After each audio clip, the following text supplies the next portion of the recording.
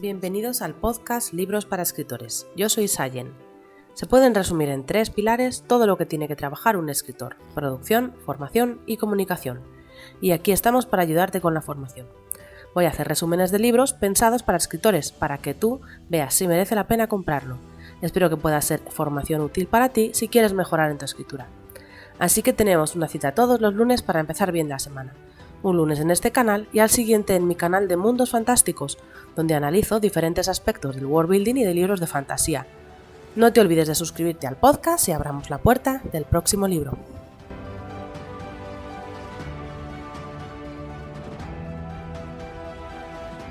Bueno, hoy vamos a trabajar sobre el libro de cómo sobrevivir a la escritura y me voy a centrar especialmente en la primera parte. Dijimos que en este libro había 5 partes interesantes y esta primera va sobre la mentalidad. ¿De qué va esto de escribir? Me gustaría hacer un resumen de esta primera parte porque me parece interesante. En el primer artículo, Gabriela nos presenta por qué no progresas en tu escritura. Porque a veces podemos estar años y años y años escribiendo, ¿no? Y podemos decir, yo es que escribo desde los 6 años, yo es que a los 10 años ya tenía mis libros, yo es que a los 15 años gané mi primer concurso de relatos o de cuentos en el colegio, o lo que sea, ¿no? Pero llegamos a la edad adulta y llevamos más de 10 años escribiendo y aún así nuestra escritura pues no es mejor o no es todo lo buena que podría haber sido. Esto nos explica Gabriela que la práctica repetitiva en sí misma no nos hace escribir mejor. ¿Por qué? Pues nos hace escribir más, pero pone el ejemplo, ¿no? de lo de las 10.000 horas. Si tú le dedicas a algo 10.000 horas, podrás llegar a ser excelente en aquello a lo que le dediques, ¿no? Sin embargo, se han hecho estudios que esto demuestra que no es así, ¿no? Aunque se tienen que tener en cuenta diferentes factores que ella señala, ¿no? Por ejemplo, si es tiempo que se le dedica de niño, ¿no? La plasticidad del cerebro infantil pues permite un aprendizaje mucho más acelerado que un adulto. Y también habla de que estas 10.000 horas, ¿no? Este estudio que se hizo a estudiantes de violín, eran de una media practicada desde su infancia, por eso eran alumnos en general geniales, ¿no? Y los alumnos estudiados tenían entre 17 y 25 años. Es decir, que todavía les faltaban bastantes horas para alcanzar la cúspide profesional, ¿no? Aunque si bien esas 10.000 horas pueden ser suficientes para alcanzar una buena competencia, no la grandeza de una profesión, ¿no? Y también requiere pues, saber de qué tipo de práctica se está realizando. ¿Qué pasó? Que el estudio que se hizo, ¿no? de estos violinistas, este grupo de estudiantes de violín, no era una mera práctica repetitiva, sino que era deliberada, intencionada. ¿Qué significa esto? Bueno, pues que hay diferentes tipos de práctica. La práctica repetitiva, te limitas a ejercitar la habilidad una y otra vez sin intención concreta. Escribir un texto porque te toca, escribir esto porque quieres contar, ¿no? Luego está la práctica deliberada, es una práctica sistemática, intencionada, difícil, orientada a un progreso constante y tiene representaciones mentales claras y sistemas de medición objetivos. Pues por ejemplo, si estamos estudiando música, pues o un deporte reglamentado, pues sabes que tienes que cumplir ciertos objetivos para ir alcanzando diferentes metas. En la escritura no podemos realizar este tipo de práctica objetiva, pero sí podemos aplicar una práctica con propósito. ¿Qué significa? Este es el tercer tipo de práctica.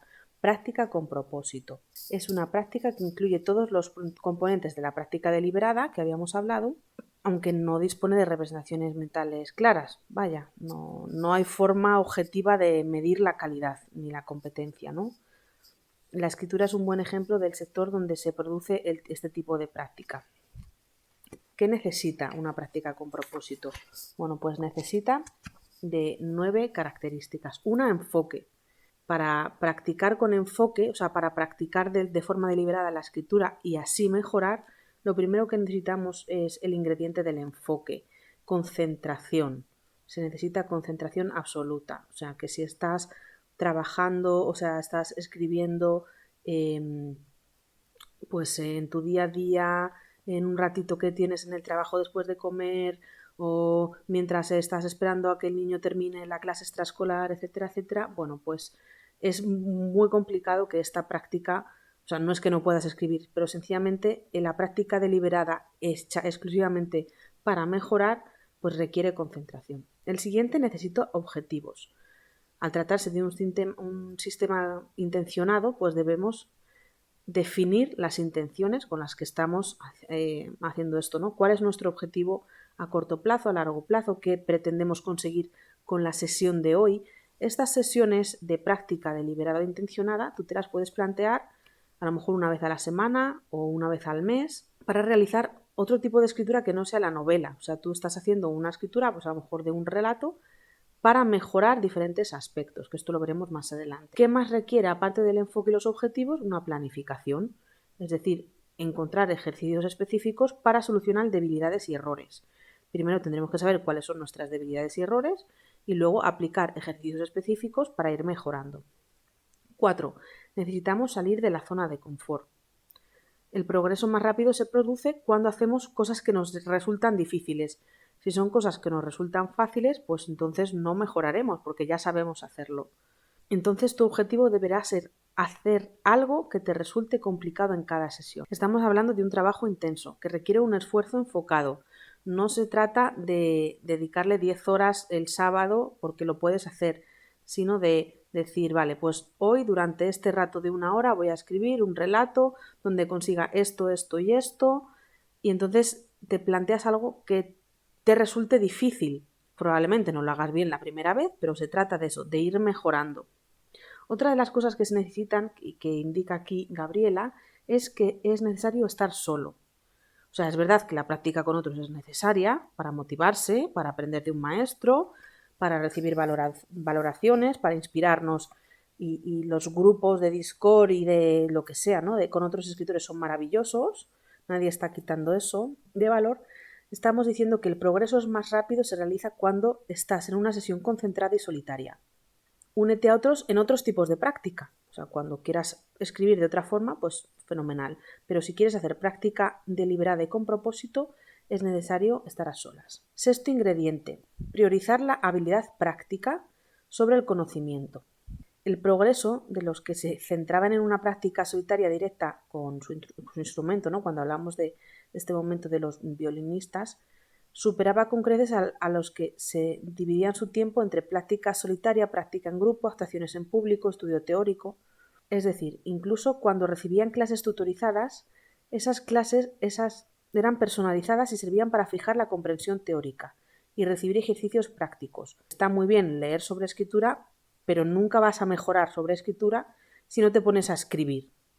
Entonces, hay que priorizar la habilidad práctica. Si tú te planteas, pues durante este curso o durante este año, hacer algún curso específico, por ejemplo, de creación de personajes o de no sé qué, pues entonces lo que necesitarás será priorizar la habilidad práctica, es decir, coger esos conocimientos teóricos y ponerlos en la práctica para aprender. Séptimo ingrediente, representaciones mentales, visualizaciones complejas de cómo es lo que se quiere conseguir, es decir, que los buenos profesionales visualizan lo que van a escribir antes de hacerlo, ¿no? O sea, un músico, por ejemplo, lee primero en su mente la partitura antes de interpretarla y esa música la oye primero en su cabeza antes de interpretarla con el instrumento.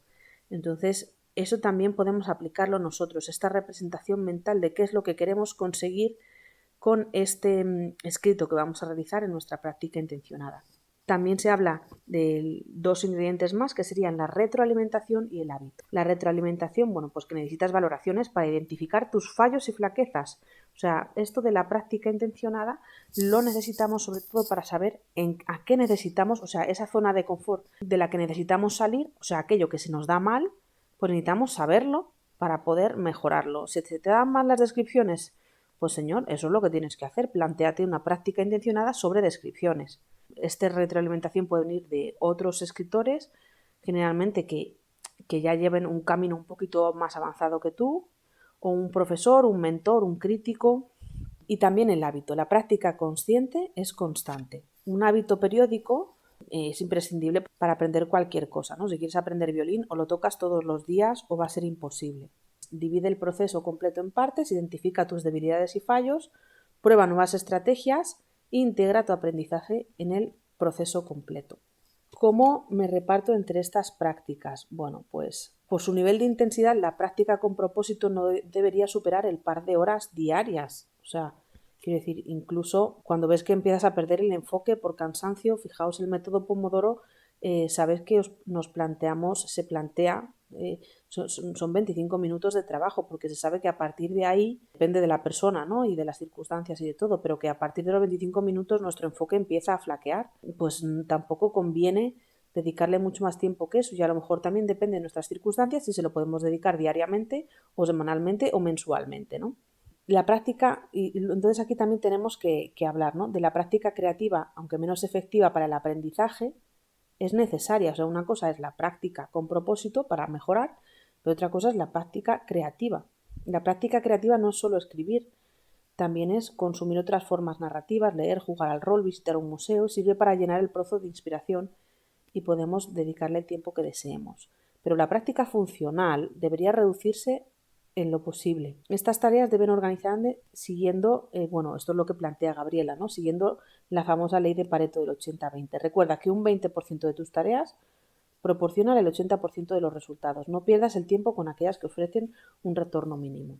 Por ejemplo, si tú te quieres plantear una sesión de práctica con propósito, entonces te puedes plantear lo siguiente. Primero enfócate, apaga el teléfono, quédate en silencio, en algún momento en el que nadie te vaya a molestar, o sea, requiere cierta preparación, tienes que estar a solas, como habíamos hecho, tienes que marcarte y revisar objetivos para esa sesión en concreto, planificar, organizar lo que vas a hacer en cada sesión de práctica, salte de lo cómodo, intenta no hacer lo que ya sabes hacer. Si ya has hecho esto muchas veces, pues a lo mejor lo tienes que cambiar. Prioriza la habilidad práctica, o sea que si quieres trabajar en un curso que estás recibiendo sobre lo que sea y tienes la parte teórica, fenomenal, pues ahora vas a dedicarle X tiempo en tu práctica para desarrollar las habilidades prácticas, ¿vale? Si estudias sobre creación de mundos, aplícalo a tu propio mundo de ficción, por ejemplo, ¿no? Crea representaciones mentales, es decir, visualiza lo que quieres conseguir, imagínate el texto perfecto, maravilloso. Por supuesto, después de la sesión busca retroalimentación y plantéate siempre esta práctica con algún tipo de hábito. A la hora de ver cuáles son las partes que más necesitamos, yo te planteo aquí algunas, que son las que indica Gabriela en este artículo, y habla de lo siguiente, pues a lo mejor necesitas mejorar ortografía, gramática y sintaxis, estilo, musicalidad, descripciones, diálogos, personajes, world building, escenas, capítulos, arcos argumentales, tramas, subtramas, corrección, edición. Si ves que en alguno de estos puntos tú tienes una debilidad o quieres trabajarlo para ir mejorando en ese punto en concreto, en ese área, primero busca información teórica y después plantéate sesiones prácticas para ir mejorando ahí. Y lo que dice, ¿no? O sea, el tiempo que tú le dediques a esto, si tienes todos los ingredientes de los que hemos hablado, ¿no? Desde el enfoque hasta el hábito, pues probablemente repercuta en tu escritura en general, en tu parte de escritura creativa, sin necesidad pues de dedicarle todo este tiempo a cada párrafo de nuestra novela, ¿no? ¿Cómo identificar las debilidades? Pues mira, con informes profesionales de lectura, con lecturas cero, con análisis de estilo, con intercambio de lecturas en grupos de escritores, con reseñas, con talleres, con asesorías, consultorías, con cursos personalizados, con blogs. Y aquí, bueno, pues Gabriela también nos habla, ¿no? Algunos aspectos problemáticos de la práctica deliberada para escritores. ¿Qué cosas nos pueden costar? Bueno, pues por ejemplo, separar la práctica deliberada de la práctica creativa. Puedes dedicar una hora de trabajo a una reescritura analizando cada frase para mejorar tu estilo, o puedes escribir 10.000 palabras de descripciones. Es crucial que la habilidad se vea como una diversión o un juego. Todo depende del momento en que te encuentres respecto a tu habilidad.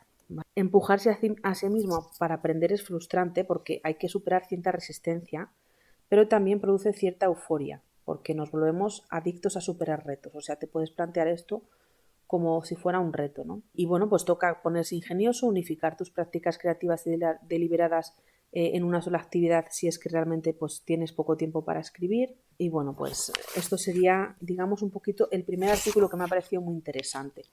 Gabriela después habla también